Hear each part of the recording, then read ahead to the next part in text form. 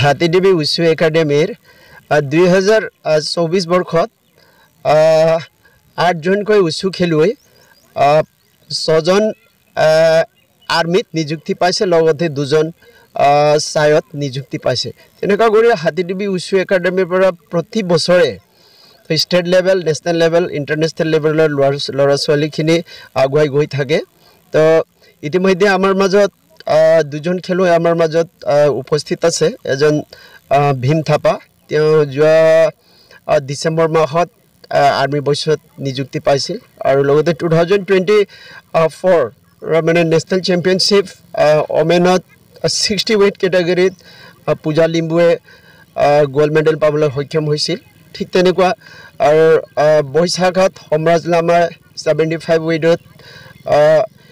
নেশনেলত gold medal পাবলৈ সক্ষম হৈছিল তো আজিৰ ডেটত বৰ্তমান আমাৰ লগত 2জন খেলুৱৈ উপস্থিত আছে তো এনেকুৱা কৰি আমাৰ ক্লাবৰ পৰা প্ৰতি বছৰে ভাল এটা সুনাম কঢ়িয়াই লৈ যোৱা ল'ৰা ছোৱালীখিনি আমি দেখিব পাইছোঁ গতিকে আমাৰ উদ্দেশ্য লক্ষ্যটো হ'ল গাঁৱে ভূঞে চুকে গুণে থকা ল'ৰা ছোৱালীখিনি কেনেকৈ আমি আগুৱাই লৈ গৈ মানে আন্তঃৰাষ্ট্ৰীয় লেভেলৰ প্ৰেক্ষাপটত তেখেতসকলক আমি প্ৰতিস্থাপন কৰিব পাৰোঁ সেই উদ্দেশ্যে আমি এই ক্লাবখিনি চলাই লৈ গৈ আছোঁ এইটোকে কৈছোঁ ধন্যবাদ मेरा नाम पूजा लिम्बू र म हातीदेवी उच्च एकाडेमी क्लब को स्टूडेंट र गएको साल 2024 सनको नेशनल चैंपियनशिप तमिलनाडु में अर्गनाइज भएको थियो र म आसाम स्टेट को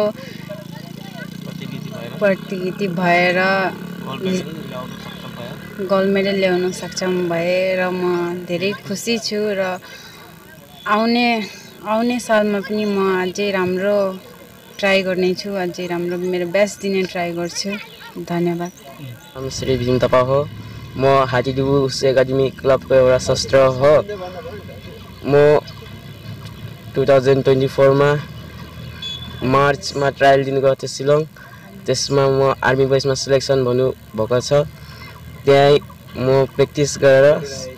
गरिरहेछु अहिले म छुट्टीमा आएको छु यहाँ हातीदेवी उच्च एकाडेमीमा प्र्याक्टिस गर्दैछु